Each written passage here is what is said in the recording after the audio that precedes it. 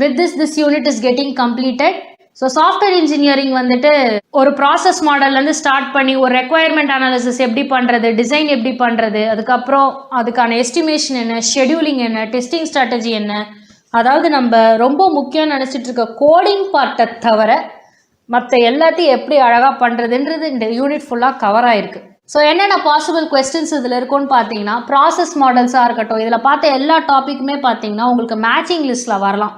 இப்போ நம்ம சில ஆட்ரிபியூட்ஸ் பற்றி பார்த்தோம். அப்புறம் எஜைல் ப்ராசஸில் வந்துட்டு அதோடைய கோர் திங்ஸ், இப்போ ஸ்க்ரம்னா வந்து ஸ்ப்ரிண்ட் பேக்லாக், அதே போல் எக்ஸ்பினா வந்துட்டு சிஆர்சி கார்ட்ஸ், இந்த மாதிரி சில டேர்ம்ஸ் இருக்குது இல்லையா, டெர்மினாலஜிஸ், இது யூஸ் பண்ணி மேட்ச் லிஸ்ட் வந்திருந்தது.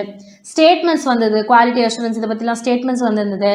ஐஎஸ்ஓ சாஃப்ட்வேர் குவாலிட்டி ஆட்ரிபியூட்ஸ் பற்றி ஒரு மேட்ச் லிஸ்ட் இருந்தது.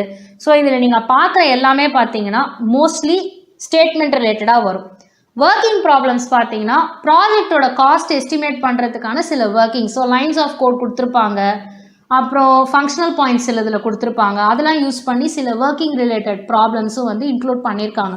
ஸோ சாஃப்ட்வேர் இன்ஜினியரிங் ரிலேட்டடாக இருக்கிற கொஸ்டின் பேப்பர் கொஸ்டின்ஸ் எல்லாமே எடுத்திங்கன்னா, இப்போ டிசம்பர் 2019 பார்த்தீங்கன்னா flow graph is software engineering question நான் சொல்லியிருந்தேன்ல.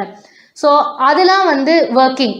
ஸோ இதெல்லாம் எப்படி இந்த மாதிரி நீங்கள் ப்ரீவியஸ் கொஸ்டின் பேப்பர் எடுத்தால் தான் என்னென்ன மாதிரியான ஒர்க்கிங் ரிலேட்டட் கொஸ்டின்ஸை வந்து சாஃப்ட்வேர் இன்ஜினியரிங்லேருந்து கேட்டிருக்காங்கன்றதை நம்ம எடுக்க முடியும்.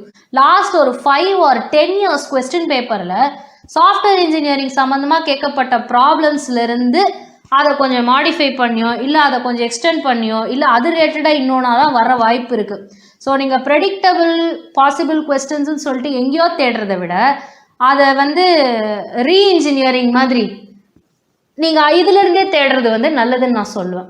ஸோ ஒரு ரிவர்ஸ் இன்ஜினியரிங் ஆஸ்பெக்டில் பார்த்தீங்கன்னா கொஸ்டின் பேப்பர்லேருந்து வெளில எடுங்க, எந்தெந்த பார்ட்லாம் வந்து இதில் ப்ராக்டிக்கல் ப்ராப்ளமாக வருது அப்படின்றத வெளில எடுங்க. ஸோ ரீஇன்ஜினியரிங் மாதிரி அதை வெளில எடுத்து அதில் ப்ராக்டிஸ் பண்ணி நீங்கள் ப்ரிப்பேர் ஆகலாம். Okay, thank you viewers.